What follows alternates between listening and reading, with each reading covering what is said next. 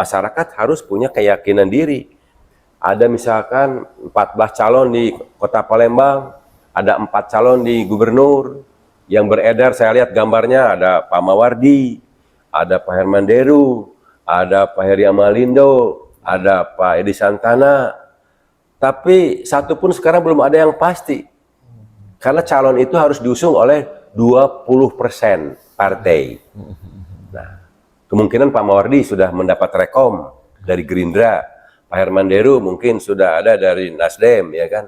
Tapi apakah cukup 20%? Ya kan? Karena ini masih banyak riak-riak tadi. Pak Heri Amalindo, kabarnya dari PKB, Pak Edi Santana katanya kan mau dari PDIP, karena beliau ini kan Gerindranya sudah masuk, sudah jatuh pilihan ke Pak Mawardi. Jadi masih cek ombak semua. Di Palembang, Pak Ratu Dewa juga partainya belum ada. Konon kabarnya PKB, tapi PKB-nya sudah ke Pak Yuda katanya. Iya kan? Pak Yuda sudah punya payung sendiri, Demokrat. Ibu Fitri dari Nasdem, tapi belum ada rekomendasi. Ada lagi yang baru tuh, yang cukup cantik, Ibu Nandriani. Belum juga, baru dapat surat tugas dari PKB, baru surat tugas, belum ada rekom. Ada Pak Basar, belum, ngintip dengan Bu Fitri Nasdem. Iya kan? Ada lagi Pak Carma. Nah inilah ya Pak Carma yang kuda hitam nih. Karena apa? Beliau independen.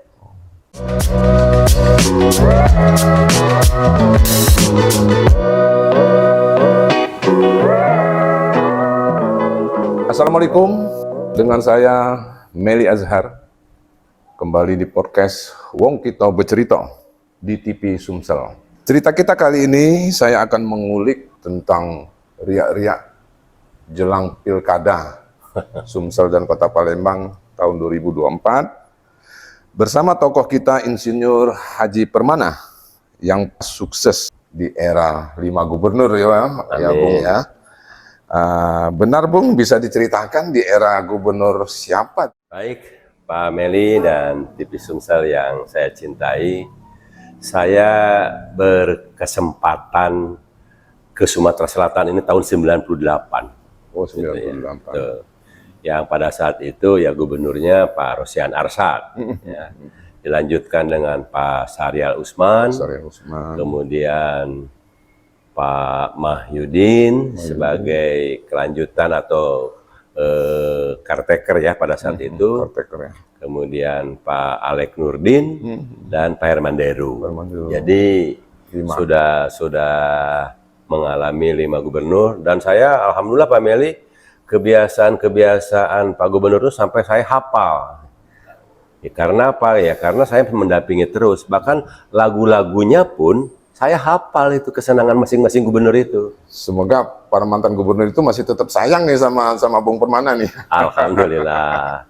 Walaupun sekarang sudah purna, tetapi dalam hal ini kita tetap memberikan karya lah. Minimal untuk masyarakat bisa menceritakan apa keunggulan-keunggulan gubernur pada zamannya. Kira-kira itulah. Waduh, menarik sekali Bang. Terus beliau ini adalah sosok yang berdedikasi tinggi, memulai karirnya dari bawah. Bisa diceritakan Bung, dari bawahnya tuh bagaimana nih maksudnya nih? Ya, kalau saya karir bekerja itu kan dulu di Jakarta. Pada tahun 84 ya, mengalir kerja sebagai honorer, kemudian diangkat tahun 85 di Departemen Transmigrasi dan Perambahutan. Gitu. Awalnya ya? Awalnya. 84, diangkat 85, kemudian selama 85 sampai 87, tugasnya di Departemen Transmigrasi ini keliling Indonesia. Waduh, mantap. Karena apa? Karena memantau ya, memindahkan para transmigran dari Jawa, Bali, Lombok ke Sumatera, Kalimantan dan Papua, Sulawesi ya. Itulah yang tugas saya keliling, sehingga dengan sering tugas ke beberapa daerah, alhamdulillah saya bisa menguasai 6 bahasa daerah gitu kan. Karena tugasnya adalah memberikan bimbingan untuk para petani transmigran di luar Pulau Jawa. Wah, ini pemirsa, beliau ini bukan kaleng-kaleng ini. Bagi yang belum tahu ya, Bung ya. Oke. infonya pensiunan dari ini ya, sebagai Kadis Perindak Provinsi gitu ya. Ya, betul.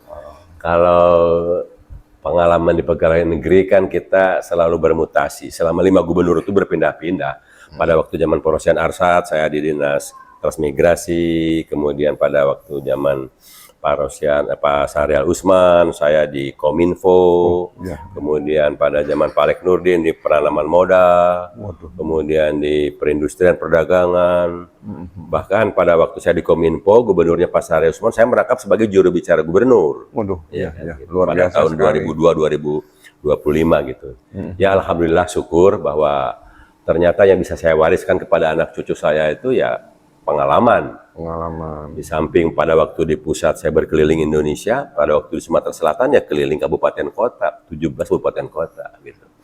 Dan beberapa pekerjaan yang diberikan kepada saya dari Pak Gubernur, alhamdulillah di setiap dinas selalu mendapatkan penghargaan presiden. Wah, Ya, alhamdulillah gitu kan. tahun berapa itu, Bung? Itu pada tahun Pak Syahrial itu 2002, itu saya sebagai kepala dinas Kominfo, dulu Sumatera Selatan ini termasuk terbaik di dalam bidang IT.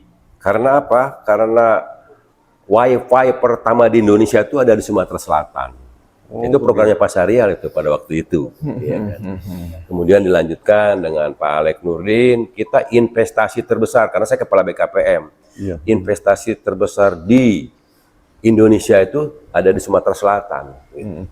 Bahkan pertumbuhan ekonomi juga 7% itu ada di Sumatera Selatan. Jadi pada Ya kalau bercerita itu Pak Meli, ya barangkali rekam digitalnya ada lah gitu ya. Di internet, di YouTube, di Detikcom itu. Oke. Sekarang tinggal masa-masa di dalam untuk mengabdikan lah kepada masyarakat apa yang saya dapat pengalaman ini ingin ditularkan kepada masyarakat, mudah-mudahan bermanfaat. Kata Pak Ustadz, khairunas anfa'uhum linnas, sebaik-baik manusia yang bermanfaat bagi manusia lainnya. Amin. Kira-kira begitulah Pak Meli. Benar sekali. Terus ini kita kembali ke materi inti nih, Bang. Ini kan nggak lama lagi Sumsel, masyarakat Sumsel, Kota Palembang juga akan berbondong-bondong memberikan suaranya untuk Pilkada Kota Palembang dan Provinsi Sumatera Selatan tahun 2024. Adakah riak-riak jelang Pilkada ini menurut Bung Permana nih? Oh banyak sekali, apalagi sekarang saya sudah setelah purna tugas dari PNS ini, mendampingi 5 gubernur ini, saya sekarang sebagai pengamat kebijakan publik. Wah, ini mantap pemirsa, ini perlu dijelaskan nih bahwa beliau sekarang sebagai apa tadi? Pengamat kebijakan publik. Pengamat kebijakan publik. Artinya apa yang menjadi kebijakan para pemimpin kepala daerah, kemudian yang baik kita apresiasi, ya kan?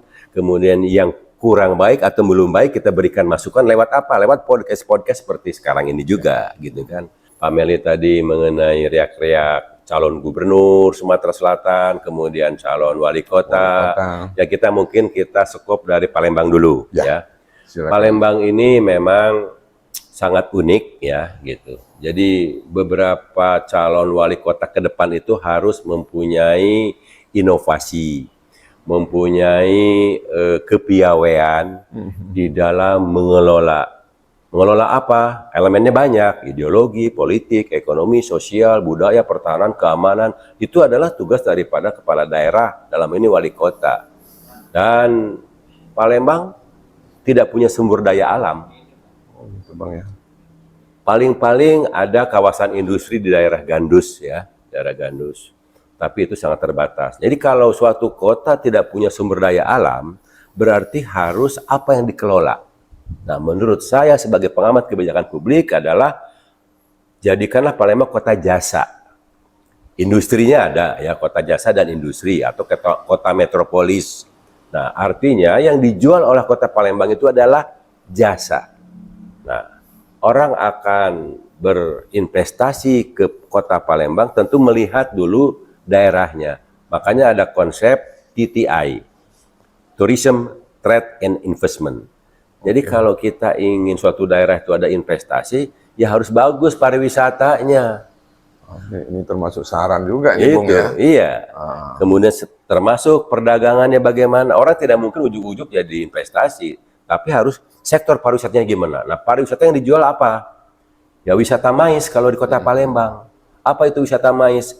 Tempat, jadikanlah Palembang kota tempat pertemuan, rapat-rapat, meeting-meeting. Kemudian juga untuk entertain, ya kan? Kemudian untuk exhibition, ya. Kemudian juga untuk promosi-promosi, dan jadikanlah Palembang menjadi ikon pariwisata nasional untuk supaya bisa menjadi tuan rumah beberapa event seperti pada zaman pemerintahan gubernur terdahulu.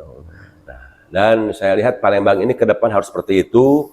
Kemiskinan masih, ya kan? Kemudian juga lapangan kerja terbatas, kemudian juga kesempatan bekerja, peluang berusaha masih terbatas. Inilah yang sekarang hanya lagi masyarakat kesulitan sekolah, ya kan?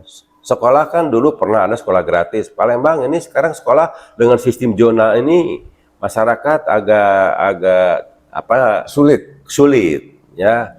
Karena apa? Logikanya apabila sekolah itu baik, masyarakat pasti akan berbondong-bondong. Tapi bagaimana dengan daerah-daerah pinggiran seperti di Gandus, ya, kemudian di Bom Baru, dan kemudian daerah Pasar Kuto, tidak bisa bersekolah di tempat unggulan karena zonanya sudah lain. Bahkan sekarang dihitung dengan koordinat, kurang 5 meter aja nggak diterima itu. Ya kan? Sarannya, Bung? Nah, saran ke depan, wali kota ke depan itu harus membangun SMP, SD negeri unggulan yang paling tidak setara dengan sekolah-sekolah unggulan lainnya. Apa yang dibangun? Ya, di dalamnya harus diperbaiki. Sehingga kalau orang yang di Gandus, di sana juga ada sekolah SMP yang unggulan juga.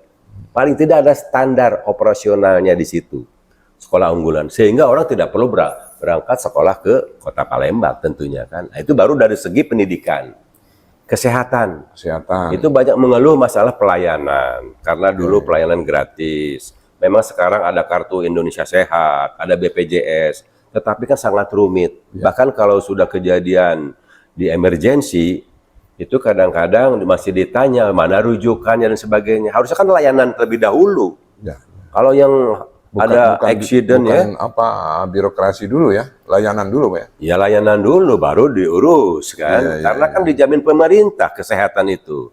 Nah, cuman yang saya tanya kepada direktur rumah sakit, katanya tagihannya lambat karena tidak ada anggarannya. Memang undang-undang menetapkan 20%, ya kan. Tetapi tidak semua daerah Kota Palembang mampu untuk mengakomodir dana anggaran 20% itu. Nah, tinggal sekarang di sini juga diperlukan kiat-kiat bagaimana sumber dana. Kita banyak BUMN yang besar-besar di Sumatera Selatan, ada Pertamina, ada Pusri, ada tambang batu bara. Nah, disinilah kepiawaian daripada para kepala daerah, calon kepala daerah untuk mengkonektivitikan dengan beberapa BUMN besar, sehingga CSR-nya itu adalah bisa membantu untuk pembangunan yang tidak terdanai. Nah, kira-kira itu. Banyak lagi yang harus kita bahas di Kota Palembang ini, tapi paling tidak pemimpin ke depan sekarang sudah rame kan. Kalau baligo yang saya lihat di jalan ada Pak Ratu Dewa sekarang sudah mendeklarasikan karena sudah mundur dari PJ, ya kan? Ada Ibu Fitri, ada Pak Yuda Mahyudin, ada Prima Salam, ada Pak Basarudin, ada Bu Nandriani, ada Bu Dr. Resti, banyak sekali. Sekarang semuanya masih istilahnya apa? Cek ombak. Cek ombak. Tetapi partai belum banyak mengusung terhadap para calon-calon kandidat ini. Kecuali barangkali yang sedikit agak menjurus itu adalah Pak Yuda Mahyudin. Karena apa? Karena beliau adalah Ketua DPC Demokrat Kota Palembang dan sudah mempunyai rekomendasi. Kalau yang lain-lain belum ada. Jadi masih tebar pesona, ya kan? Lari-lari mau kemana nih partai? Nah, disinilah berpihakan partai. Carilah calon wali kota yang bisa mengatasi permasalahan yang saya sebut tadi, pendidikan, kesehatan, infrastruktur, kemudian Palembang jadi kota wisata mais, ya kan, dan sebagainya. Jadi ini kepiawaian itulah yang harus menjadi dijawab oleh para bakal calon wali kota. Mungkin itu, Pak Meli. Wah, ini luar biasa sekali nih, Bung Permana nih. Pantang diulik nih, begitu diulik sedikit nih dibongkar sampai ke akar-akarnya. Tapi saya ingat tadi kan baru 2 poin masalah pendidikan, kesehatan. Ada lagi, Bung, tuh sebagai apa? Saran masukan kepada bakal calon? Pak Meli, ya, dalam membangun ini ada 2. 1 pembangunan fisik, 2 pembangunan non fisik. Oke. Pembangunan fisik dan non-fisik ini harus berjalan secara simultan. Karena undang-undang mengatakan tidak bisa langsung membangun fisik terlebih dahulu. Undang-undang nih, Bung, ya? Undang-undang itu. Undang-undang dalam penyusunan anggaran. Kemudian kita membangun non-fisik juga tidak bisa juga. Karena masyarakat juga butuh fasilitas untuk akses-akses untuk pembangunannya. Jadi pembangunan fisik, seperti contoh sekarang di Kota Palembang ini jalan-jalan kan hancur semua. Termasuk daerah kita juga nih Bukit Lama. Tapi saya ingin berterima kasih juga kepada pemerintah provinsi, Dinas PUPR-nya. Saya lihat jalan yang di Bukit Lama, Sultan Mansur sudah bagus. Terima kasih. Saya lihat di situ ada Pak Basar, ada Ibu Febriani, ya kan. Kemudian karena ini anggarannya dari provinsi, saya ucapkan terima kasih. Walaupun 3 kali direhabnya. Jadi baru diaspal. Jadi inilah infrastruktur. Apakah pembangunan non fisik tidak perlu? Perlu. Tapi non fisik itu apa? Yaitu tadi pendidikan, kesehatan, kebudayaan, ya, untuk mensejahterakan masyarakat ini, peluang kesempatan bekerja dan sebagainya. Kalau Palembang ini ekonominya tumbuh karena UMKM.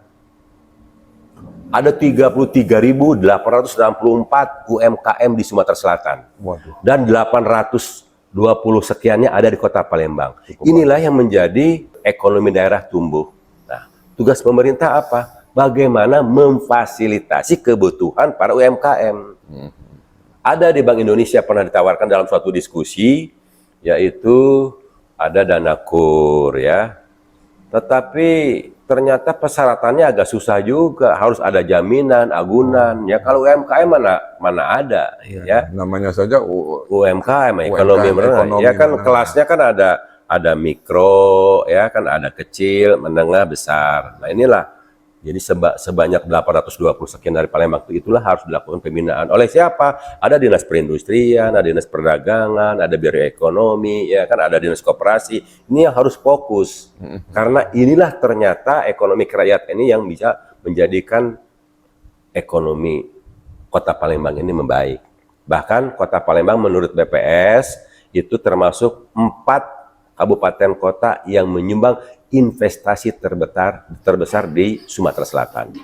Dari berapa kabupaten nih, Bung? Dari 17 kabupaten kota. 17 kabupaten 4-nya adalah termasuk Kota Palembang. Ada yang pertama adalah Kayu Agung, Oki. Oke. Ya, karena di sana ada industri besar. Ya. Sinarmas, Palep, ya, industri palep kertas. Ya. Nah, perusahaan-perusahaan besar ini harusnya dikonektivitikan supaya CSR-nya itu menyentuh sasaran. Kita di desa ini ada badan usaha milik desa. Inilah yang harus diberdayakan.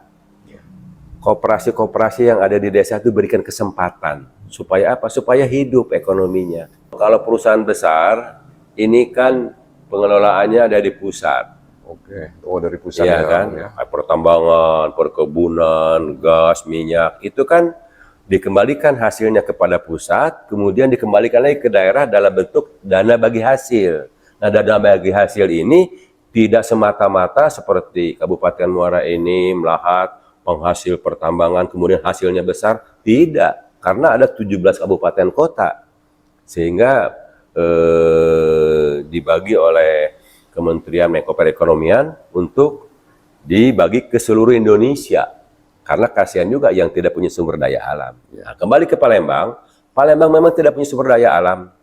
Ada kawasan industri daerah gandus yang sudah ditetapkan oleh pemerintah, tapi selebihnya adalah ya kota jasa. Jadi kalau kota jasa adalah, saya kembalikan lagi, untuk supaya ada terjadi interaksi Interaksi baik itu pedagang, penjual, buyer dan seller ada di Kota Palembang. Supaya apa? Supaya ekonominya tumbuh. Perbanyak event-event setiap bulan, setiap tribulan. Termasuk potensi wisata. Oh iya, Kota Palembang ada juga itu ya, Bu, mutlak nomor satu. Itulah konsepnya masih relevan sekarang, konsep TTI. Oh, Tourism, Trade and Investment. Jadi pariwisata itu memang menjadi jantungnya Kota Palembang. Saya ingin mempotret ya, kalau yang baik saya katakan baik. Palembang ini pariwisatanya maju pada zaman wali kotanya Pak Edi Santana. Kemudian gubernurnya waktu itu Pak Sarya Usman. iya. Ada program namanya Visit Musi. Ya, Visit Musi. Visit Musi, datanglah kepada kami Sungai Musi, gitu kan? Masyarakat Kota Dengan Palembang masih ingat. 27 event nasional. Ada beberapa kegiatan. Sangat matching antara gubernur dengan wali kota. Inilah yang diharapkan.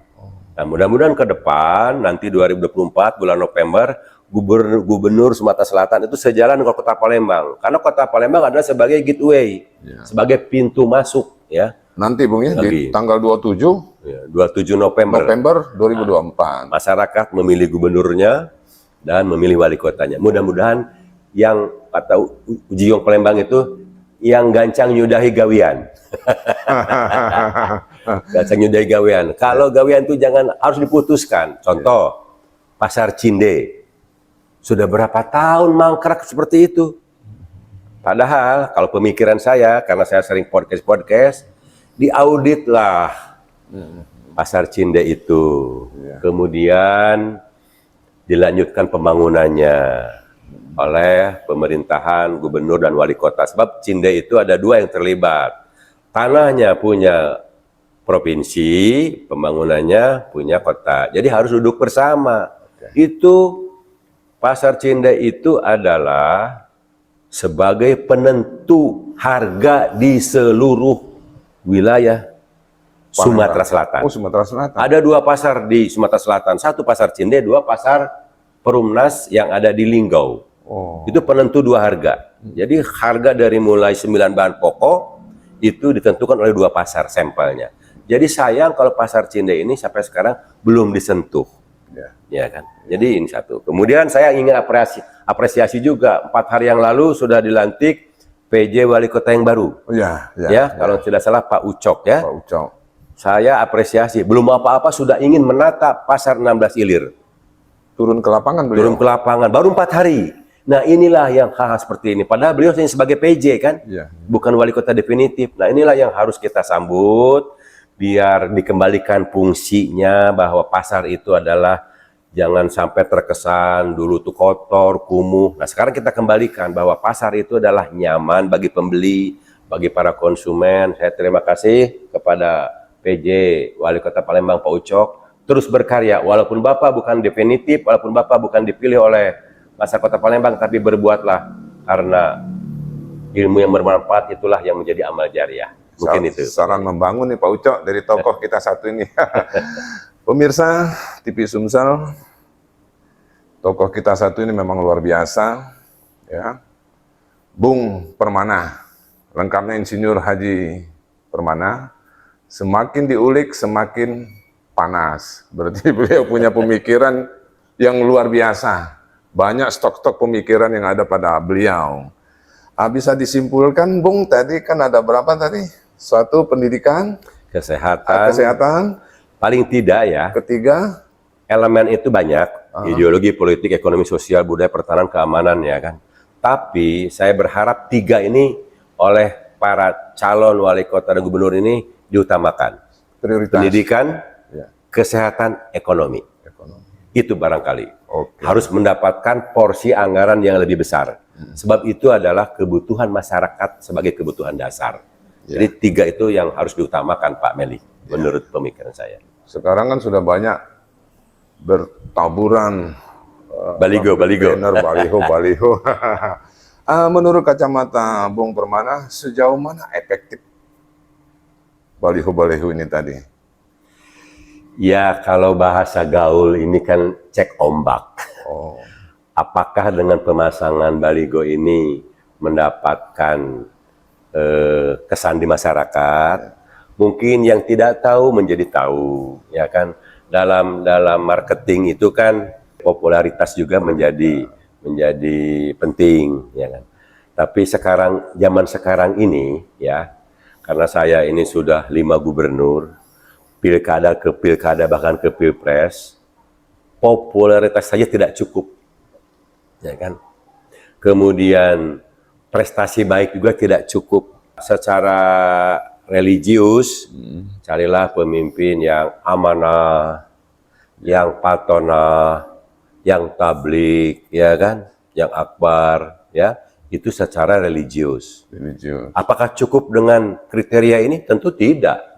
Bahkan sekarang secara manajerial disebut kapabilitas, integritas, dan sekarang tanda kutip, sekarang nggak tabu lagi, isi tas juga. Gitu ya. Pengalaman saya Pak Meli, saya calon isi tas tadi apa maksudnya? pengalaman saya nyalon anggota DPRD, kalau dikenal mungkin sebagian masyarakat sudah kenalnya, tapi prakteknya saya tidak mendapat kesempatan suaranya, ya kan? Mungkin isi tasnya saya masih kosong, atau isinya saya terbatas. Nah ini menjadi penting karena masyarakat kita kemiskinan masih tinggi. Begitu ada tim sukses datang, ya uji pemilih yang cara berpikirnya masih terbatas, kapan lagi mau dinikmati? Inilah yang pacaku nikmati. Kaget kalau 5 tahun yang akan datang sudah tidak ingat kami lagi. Nah ini anekdot seperti ini, pemikiran seperti ini banyak di masyarakat. Beda dengan masyarakat Jakarta. Saya walaupun pas-pasan tetap milih yang punya ilmu, yang punya leadership, yang punya kapabilitas. Karena apa? Memimpin Kota Palembang hampir 3 juta ini kan harus bisa. Kalau Sumatera Selatan ya hampir 8 juta, mata pilihnya 6,2 juta. Jadi dicari yang punya pemikiran yang kalau bahasa Palembang yang pacak nyudahi masalah di masyarakat. Nah, Bung, itu mau saya potong. Bagaimana triknya agar masyarakat beralih ke pemikiran yang isi tas tadi? Ya itu tugas semua, ya kan. Dalam membangun ada 3, ya kan. Ada partisipatif, ya kan. Kemudian ada eksekutif dan juga ada sebagai pengusaha, ya, itu sebagai motivator. Nah jadi perlu kebersamaan disosialisasikan. Yang paling tugas pokoknya ya KPU dong, ya kan, karena kan tidak boleh money politik. Tapi kan kenyataannya tidak bisa. Dan masyarakat juga kalau dikasih sembako, dikasih kaos, dikasih transport, siapa yang tidak mau? Tapi saya ada pesan tuh dari Pak Ustadz, baik Ustadz UAS maupun Ustadz Agim. Ini menarik. Ya kan? Ambillah yang diterima, pilihlah sesuai dengan keyakinan masing-masing. Sangat bagus itu. Cuman kadang-kadang zaman sekarang kalau tidak milih di absen oleh tim suksesnya. Oh gitu. Iya kan? Oke. Kok daerah ini jumlahnya cuma sekian, padahal yang ditabur sekian. Inilah bok-broknya sekarang ini. Iya kan? Semoga pemirsa TV Sumsel menyimak dan merenungi, menelaah apa yang disampaikan oleh tokoh kita ini. Ya, kalau kita ingin melahirkan pemimpin yang berilmu, berakhlak, dan piawai, ya masyarakat harus punya keyakinan diri. Ada misalkan 14 calon di Kota Palembang, ada 4 calon di gubernur, yang beredar saya lihat gambarnya ada Pak Mawardi, ada Pak Herman Deru, ada Pak Heri Amalindo, ada Pak Edi Santana, tapi satu pun sekarang belum ada yang pasti. Karena calon itu harus diusung oleh 20% partai. Nah, kemungkinan Pak Mawardi sudah mendapat rekom dari Gerindra, Pak Herman Deru mungkin sudah ada dari Nasdem, ya kan. Tapi apakah cukup 20%? Ya kan? Karena ini masih banyak riak-riak tadi. Pak Heri Amalindo kabarnya dari PKB, Pak Edi Santana katanya kan mau dari PDIP karena beliau ini kan Gerindranya sudah masuk, sudah jatuh pilihan ke Pak Mawardi. Jadi masih cek ombak semua. Di Palembang Pak Ratu Dewa juga partainya belum ada. Iya. Konon kabarnya PKB, tapi PKB-nya sudah ke Pak Yuda katanya. Iya. Iya kan? Pak Yuda sudah punya payung sendiri Demokrat. Ibu Fitri dari Nasdem, tapi belum ada rekomendasi. Ada lagi yang baru tuh, yang cukup cantik, Ibu Nandriani. Belum juga, baru dapat surat tugas dari PKB, baru surat tugas, belum ada rekom. Ada Pak Basar, belum, ngintip dengan Bu Fitri Nasdem. Iya kan? Ada lagi Pak Charma. Nah inilah ya Pak Charma yang kuda hitam nih. Karena apa? Beliau independen. Bahkan saya pernah ngopi bareng, dia sudah mempunyai 160.000 KTP. Dan sekaligus saya juga kepada Bung Charma, saya ingin mengucapkan bela sungkawa karena putranya baru meninggal 3 hari yang lalu, ya, mantunya. Mudah-mudahan diterima di sisi Allah Subhanahu wa Ta'ala. Kita lanjut lagi, Pak. Ya. Jadi semuanya masih belum ada yang pasti kecuali tanggal 27 Agustus. 27 September penetapan oleh KPU pasangan. Ada berapa pasangan? 27 September ya? September. 27 Novembernya baru pemilihan. Jadi kampanye kurang lebih 2 bulan. Ya. Ya, 2 bulan. Nah, jadi semuanya masih cair, semuanya masih punya berkesempatan. Mudah-mudahan Sumatera Selatan mendapatkan pemimpin yang mumpuni, bisa mensejahterakan masyarakat. Paling tidak yang 3 tadi, di bidang ekonomi, di bidang pendidikan, di bidang kesehatan, terjawab kebutuhan masyarakatnya. Jadi menarik nih, untuk Kota Palembang, wakil dan bupatinya berkompetisi.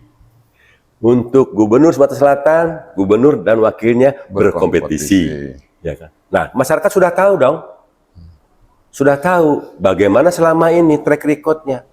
Bagaimana yang sudah diperbuat selama ini 5 tahun ke belakang. Nah, jadi pandai-pandailah masyarakat memilih dan memilah. Ya. Tapi kata Pak Ustadz, kalau memang nanti sudah ditetapkan pada tanggal 27 November, paling tidak pilihlah yang terbaik di antara yang ada. Baik pemirsa, kita istirahat sejenak. Kita lihat yang mau lewat satu ini.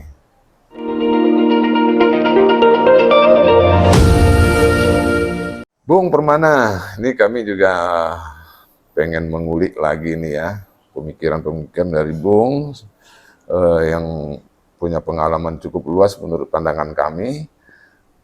Masyarakat kan sudah banyak tahu bahwa sudah ada beberapa paslon yang telah mendeklarasikan diri, tapi kok pisah gitu, seperti Mawardi kemarinnya dengan Harnojoyo kok nggak jadi.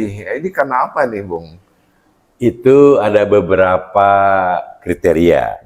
Ya, saya bahas untuk yang gubernur. Ya.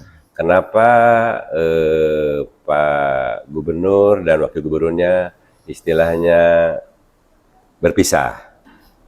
Pasti ada permintaan-permintaan daripada partai. Pak Mawardi itu adalah ketua tim kemenangan daerah Prabowo Gibran. Dia diberi amanah untuk menjadi tim pemenangan. Dan ternyata berhasil. Hampir 70% Prabowo di Sumatera Selatan menang. Oh, itu penyebabnya. Sisanya dibagi 2 antara Capres Anies dan Capres Ganjar. Jadi keberhasilan Pak Mawardi memimpin sebagai tim pemenang Prabowo ini menjadikan beliau diberikan tugas oleh Gerindra untuk maju. Jadi terkait kepercayaan. Kepercayaan yang di atas. Tapi di lain itu mungkin juga karena namanya wakil. Wakil itu biasanya kan banyak nganggur. Jadi sekarang mencoba untuk menjadi nomor 1. Nah, itulah alasan yang saya tahu ya. Jadi pasti kepentingan politik gitu kan. Kemudian Pak Herman Deru ya ingin mempertahankan sebagai gubernur ya.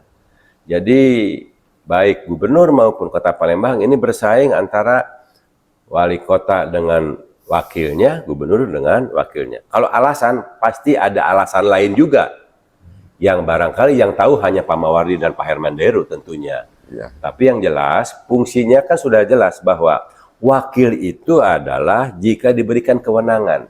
Ya, ya. Selama gubernurnya ada, selama wali kotanya ada, dan tidak diwakilkan, ya tugas pokoknya hanya memberikan pembinaan dan pengawasan ke dalam. Itu tugas wakil. Ya, ya.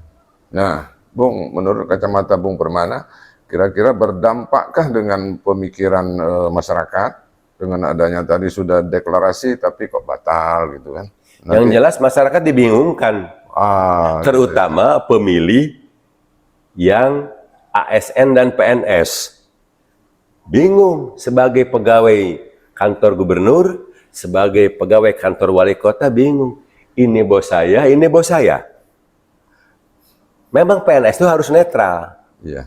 Betul kan, netral. Tapi kan keluarganya tidak. Jadi kalau ditanya sama anaknya yang sudah umur 17 boleh memilih, jawabannya apa coba? Ya kan? Ini kan atasan papa, ini atasan papa juga. Jadi bagaimana? Jadi tidak nyaman. Iya, iya. Itu bagi yang PNS. Bagi masyarakat, menurut saya sebagai pengamat kebijakan publik mudah saja. Lihat saja track record-nya, lihat yang sudah dikerjakan. Karena apa? Karena itulah tipikal yang nanti setelah para kandidat ini duduk, pasti akan terbawa oleh kebiasaan-kebiasaannya. Nah, ini saran dari beliau selaku tokoh kebijakan publik di masyarakat. Didengarkan apa saran beliau? Ada lagi tambahan nih, Bung? Tadi saya di awal sudah katakan sebagai pemimpin calon wali kota Palembang, wakil wali kota, kemudian gubernur. Kalau secara religius kan sudah tahu masyarakat semua, yang amanah, patuh, tabligh akbar segala macam. Nah, kemudian yang secara manajemennya itu ya kapasitas, integritas, ya kapabilitas, ya. Nah, tinggal sekarang hati nurani. Hati nurani. Kira-kira yang pacak majukan kota aku itu siapa?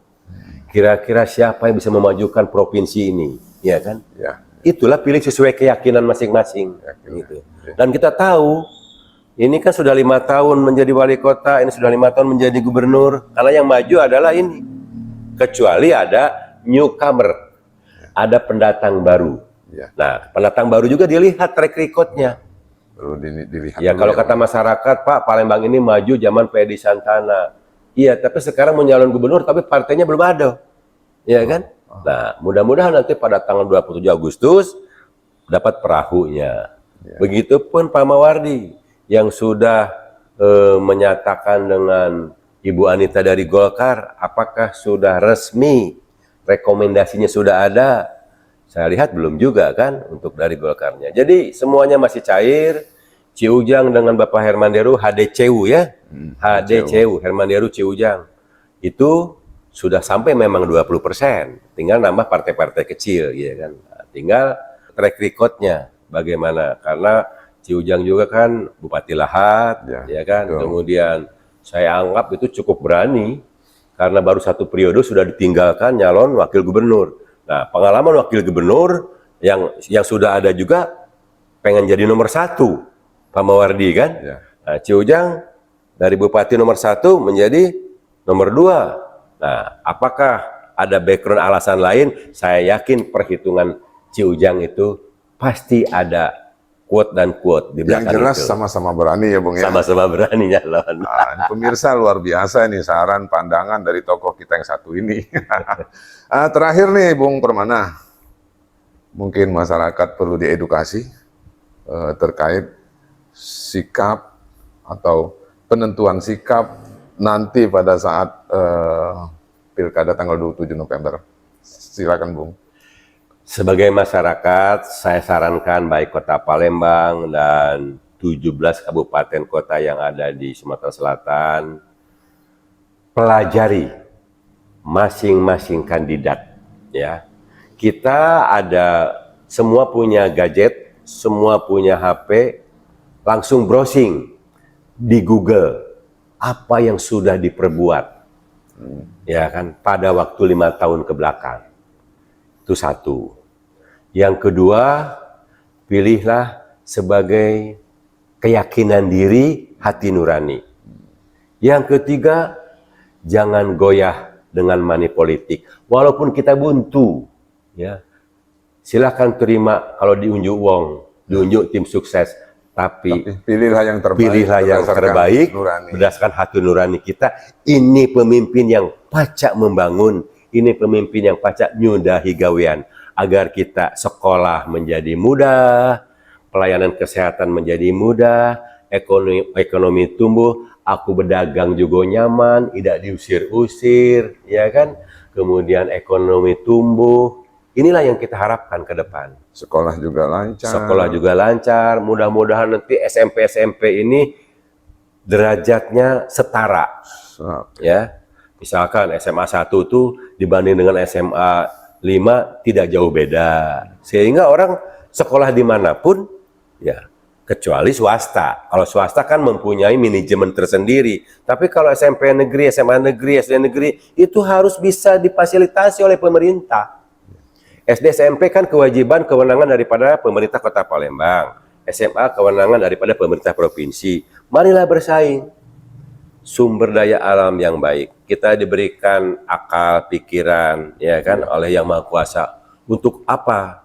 Pikiran Untuk yang jernih tentunya. pikiran yang jernih, pikiran yang benar, untuk bisa melahirkan ide-ide yang kreatif, berinovasi, sehingga kita bisa lebih lagi maju. Jangan hanya jargon, Sumsel maju untuk semua. Ada pertanyaan, majunya apa? Oke. Ya kan? Ya. Nah, kemudian calon sekarang Pak Mawardi, saya lihat sudah ada Sumsel bangkit untuk semua. Bangkitnya apa? Jadi laksanakan yang mulia. Langsung sosialisasikan ini dan dilaksanakan. Dilaksanakan. Supaya tidak masyarakat menuduh nanti janji-janji politik lagi. Betul.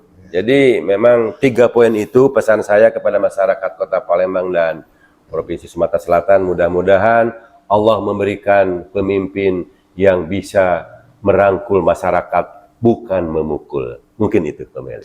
Oke, demikian pemirsa TV Sumsel di mana saja Anda berada. Demikian tadi pandangan, sikap, pemikiran dari tokoh Kitang Satu ini luar biasa. Insinyur Haji Permana. MMA. Ya. Demikian pemirsa. Sampai berjumpa lagi di podcast kita berikut-berikutnya. Saya Mary Azhar, mohon pamit. Wassalamualaikum warahmatullahi wabarakatuh. Waalaikumsalam warahmatullahi wabarakatuh.